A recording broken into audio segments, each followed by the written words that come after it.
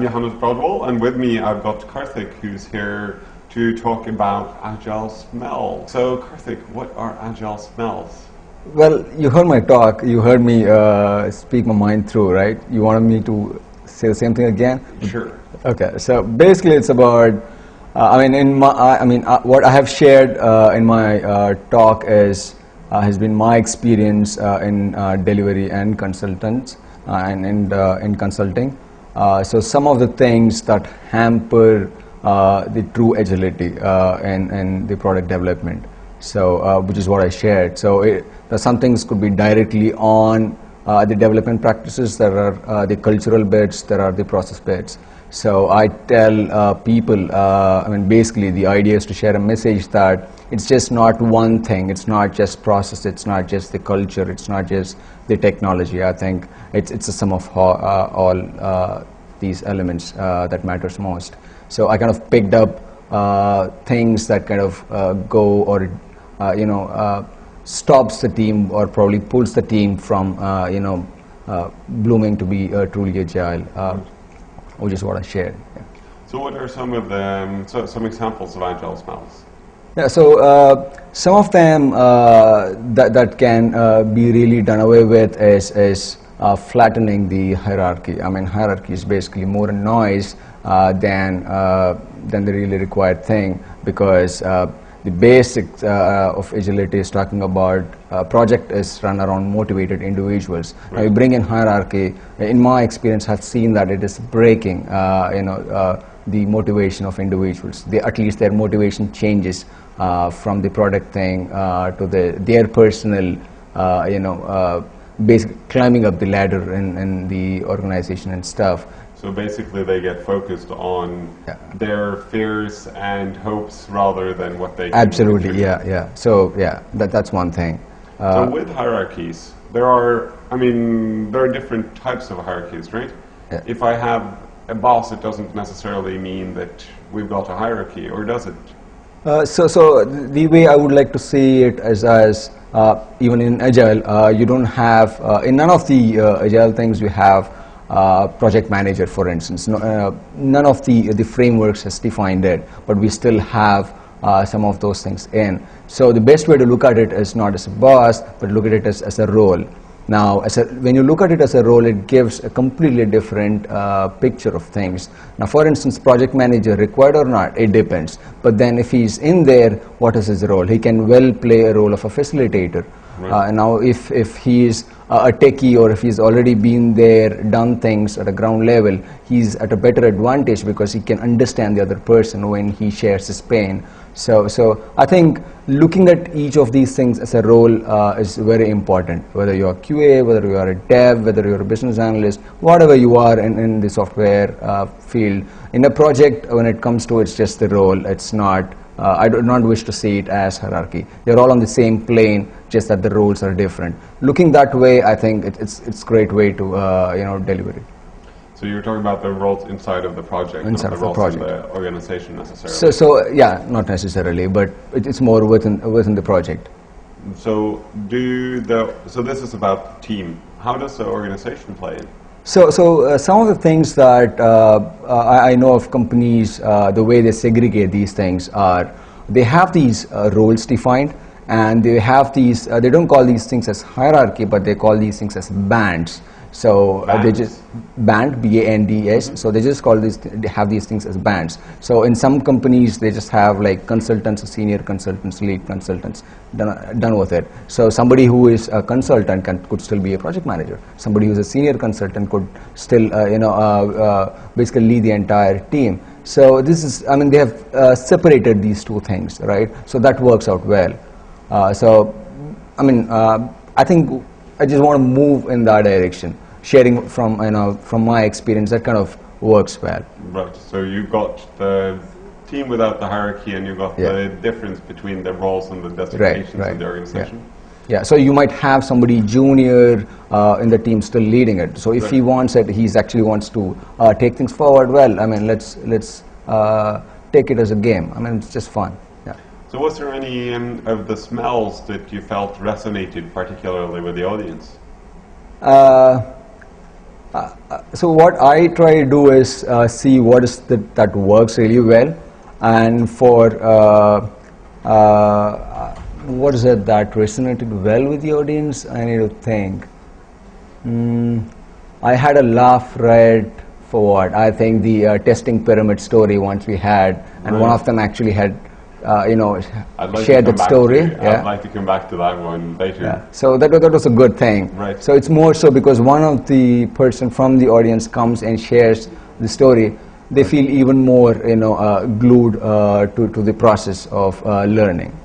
That was the story of the three little pigs. Yeah, three little piglets. Yeah. Right. And what does it have to do with agile smells or agile software development? So it's about the nice way of sharing the technical aspects. So more often than not, if you just say in points, say, okay, this is what you need to do, or this is what you should not do, it's hard to remember these things. It becomes like a checklist. Right. So psychologically, it works out well. You kind of present things in a lighter way.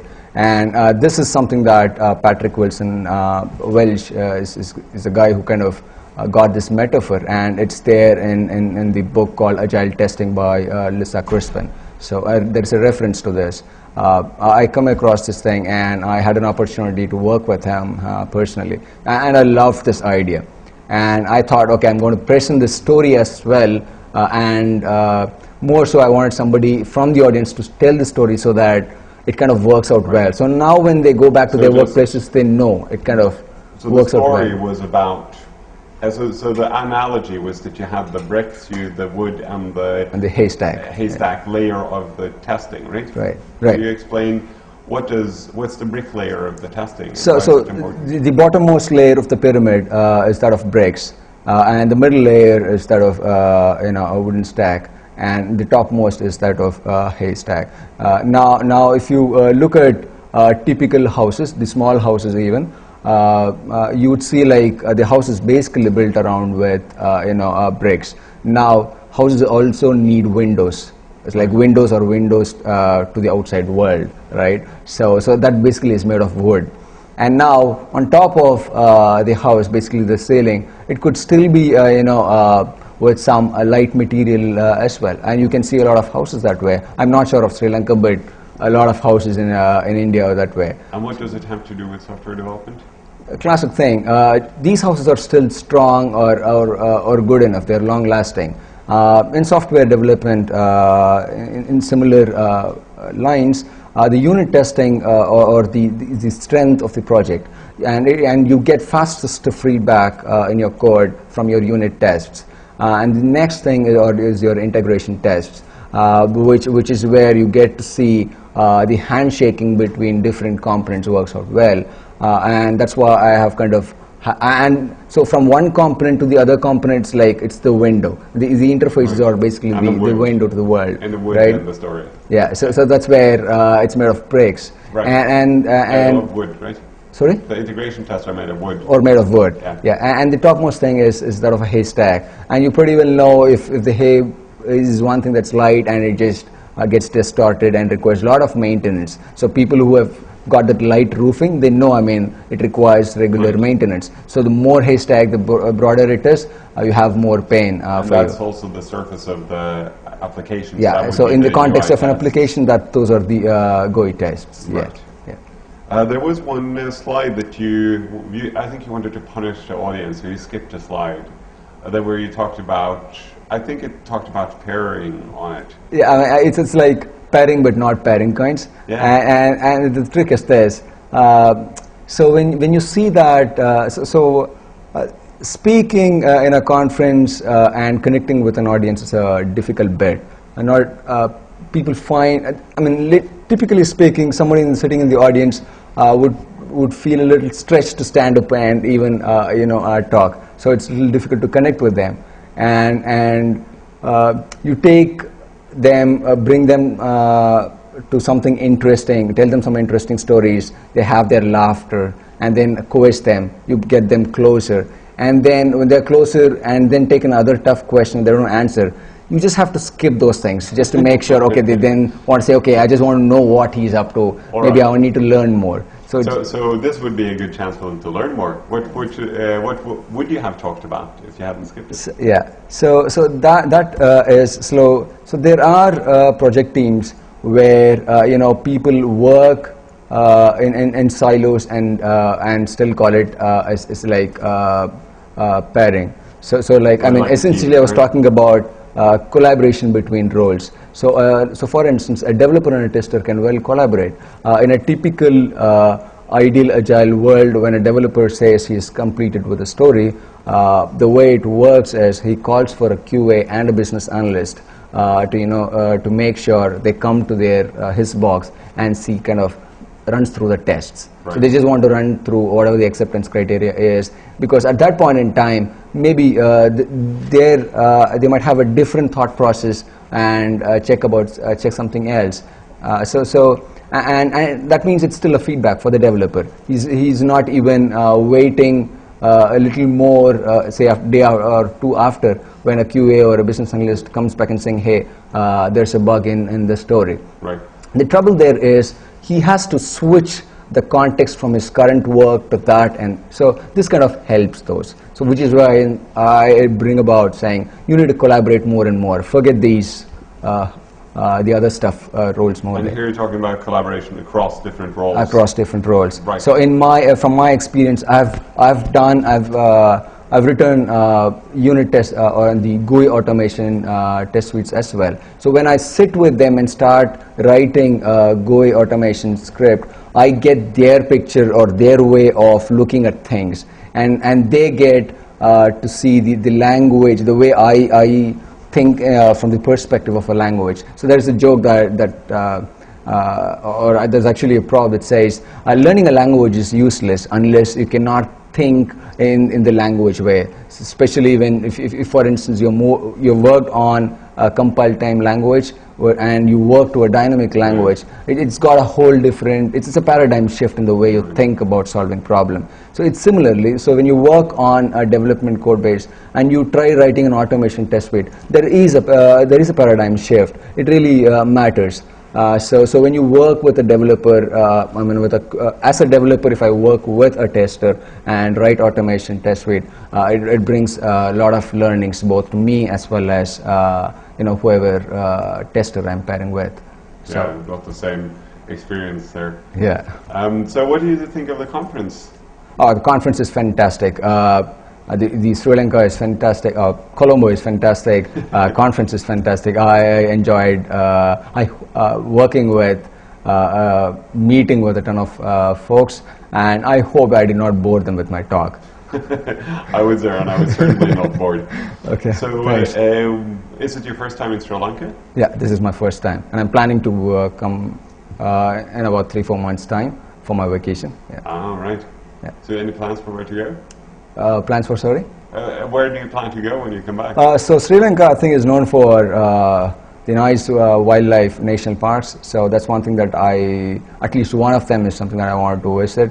And the other thing is they've got nice seas, clean sea, coastal bays. So that's another thing that I wanted to pay a visit sometime. Yeah. If you have a chance, I'd recommend you go to Sigiriya and visit. Oh, thanks. It's a brilliant place to go. I'm going to ask you over a mail about all these. Please Sure. do. All right, so are you ready for the lightning round? I guess not, but yeah, I mean, if you have to go through, let's go through it. All right, so for the lightning round, I'll ask Karthik a set of questions, and the objective is to answer as quickly as possible, and when you've answered, you will ring the bell. So, Okay. do you want to try out the bell? So even if I don't answer, if I click the bell, I mean, you're going to go to the next one, right? Yes, Okay. probably. Sweet of you. Okay. Yes, or I might ask it again in different. Okay. So, do you want to try the bell? Yep. All right. What is the right length of a sprint? Ideally 0. 1 every day is good, but I mean, start with 1 week sprint if I would wish to say. Yeah. So, thanks. What was the best talk at Devday.lk? I think I was moved by the closing keynote by a great speaker. It's very different. It's his life experience that he has shared in a very light and effective way. I was completely moved by that. Very inspiring. Very, very inspiring. Needless to say, Venkat's talk, he's been a guy I've been following for years, and I think trying to emulate in small ways. Yeah, that's my, thank you. I keep forgetting this. Yes. Why do my demos suck? Sorry? Why do my demos suck? Whose demos, by the way? Well, I'm on a team, and we're running demos, and it's not working. Why not? So I mean, it sounds, the one thing that people miss around is they generally have one person sit on a demo and then do it. That's one. That means the rest of the person takes it as a given that, okay, this is something that I'm not going to do anytime, so why bother learning, why bother knowing all these things? So that's one reason. The other reason is I think demos can be more interesting if it's run through like a typical user scenarios. Unfortunately, many of the demos that I come across when I see people run demos with garbage data and say, okay, this works, okay, this works. That's not the way a demo needs to be run. It needs to be run like a typical user scenario to make things interesting.